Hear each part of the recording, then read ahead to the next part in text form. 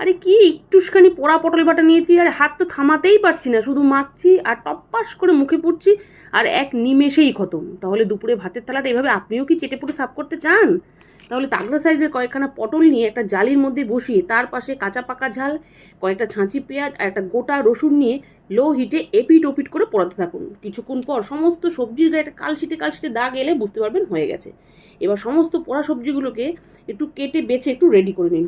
এবার প্যানে তেল গরম করে কয়েকটা শুকনো কাঁচা ঝাল আর কালো জিরেকে ভেজে নিন। বাস এবার শিলনোড়ার পোড়া সমস্ত জিনিসপত্রগুলোকে ভালোভাবে বেটে নিন। বাটা হয়ে গেলে সবশেষে শুকনো ঝাল আর কালো জিরেকে ওই পোড়া বাটার সাথে ভালোভাবে বেটে নিন। বাটাবাটি পুরো মিটে গেলে এবার প্যানে তেল গরম করে সমস্ত বাটা মিশ্রণগুলোকে দিয়ে দিন। বাস পুরো সেন্ট ঘরময়। এবার লো হিটে বাটাটাকে নাড়তে থাকুন। কিছুক্ষণ পর নুন, হলুদ আর সামান্য চিনি দিয়ে নাড়তে থাকুন।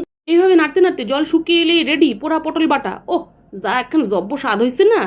এবার ভাত মাখুন, ডান হাতের কাজ চালু করুন। সত্যি আর কোনো আইটেম লাগবে না, লাগবেই না।